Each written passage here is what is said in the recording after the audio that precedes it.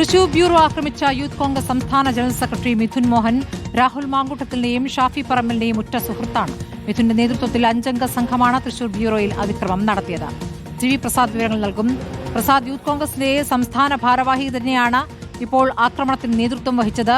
സംസ്ഥാന general secretary Mithun Mohan youth കോൺഗ്രസിൽ രാഹുൽ മാങ്കൂട്ടത്തിന്റെ പക്ഷത്തിനൊപ്പം നിൽക്കുന്നയാളാണ് ഈ മിഥുൻ മോഹൻ എന്ന് വേണം മനസ്സിലാക്കാൻ.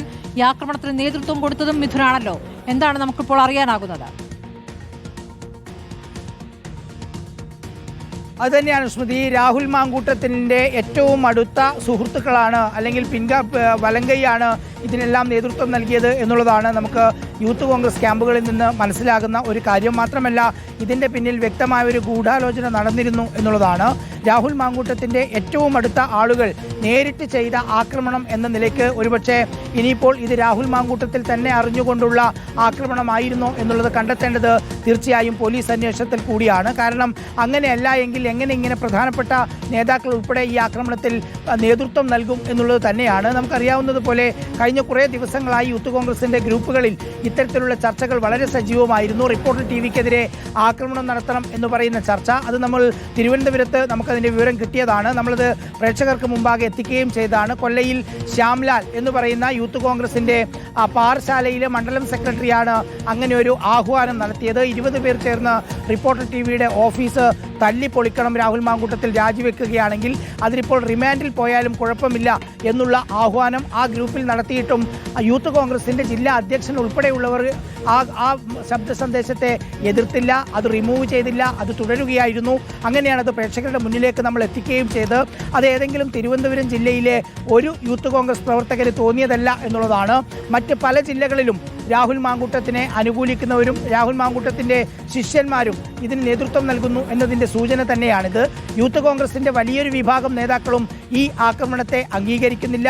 കോൺഗ്രസിൻ്റെ മുതിർന്ന നേതാക്കൾ എല്ലാവരും ഇത്തരം ആക്രമണങ്ങളെ അപലപിക്കുന്നു എന്നുള്ളതാണ് അവരോടൊക്കെ സംസാരിക്കുമ്പോൾ മനസ്സിലാകുന്നത്. പരസ്യമായ പ്രതികരണത്തിലേക്ക് അവർ വരുന്നതേ ഉള്ളൂ.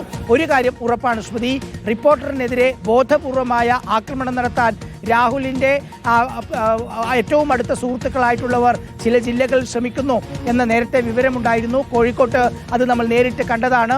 തൃശ്ശൂരാണെങ്കിൽ നമ്മുടെ ഓഫീസിന് നേരെ ഇന്ന് നേരിട്ട് ആക്രമണം നടത്തിയിരിക്കുന്നു. കഴിഞ്ഞ കുറേ ദിവസങ്ങളിലാണെങ്കിൽ സൈബർ ഇടങ്ങളിൽ റിപ്പോർട്ടർ ടിവിക്കെതിരെ ശക്തമായ ആക്രമണം നടത്തുന്ന രീതിയിലേക്ക് രാഹുൽ മാങ്കൂട്ടത്തിൻ്റെ ഏറ്റവും പ്രധാനപ്പെട്ട വേണ്ടപ്പെട്ടവർ വിശ്വസ്തർ നീങ്ങുന്നു എന്നതിൻ്റെ സൂചനകളാണ് നമ്മൾ കാണുന്നത്. അതോടൊപ്പം നമ്മുടെ ഓഫീസുകളെ ആക്രമിക്കാൻ തുനിയുന്ന രീതിയിലേക്ക് കാര്യങ്ങൾ മുന്നോട്ട് വരികയും ചെയ്യുന്നു. ശ്രുതി, വളരെ പ്രധാനപ്പെട്ട വിവരങ്ങളാണ് ഇപ്പോൾ ജി പ്രസാദ് നൽകിക്കൊണ്ടിരിക്കുന്നത്. മിഥുൻ മോഹൻ, ആക്രമണത്തിന് നേതൃത്വം വഹിച്ച മിഥുൻ മോഹനാണ്. ഈ സമയമായിട്ടും മുതിർന്ന നേതാക്കൾ, കോൺഗ്രസിലെ പ്രധാനപ്പെട്ട നേതാക്കൾ എന്തുകൊണ്ട് പ്രതികരിക്കുന്നില്ല എന്നൊരു വിഷയമുണ്ട്.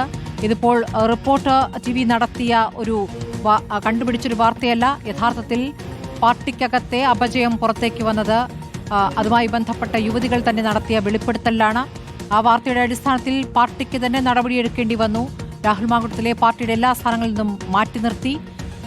ഇപ്പോൾ വീട്ടിൽ നിന്ന് പുറത്തിറങ്ങാൻ കഴിയാത്ത വിധത്തിൽ അടൂരിലെ വീട്ടിൽ കഴിയുന്നു രാഹുൽ മാങ്കൂട്ടത്തിൽ.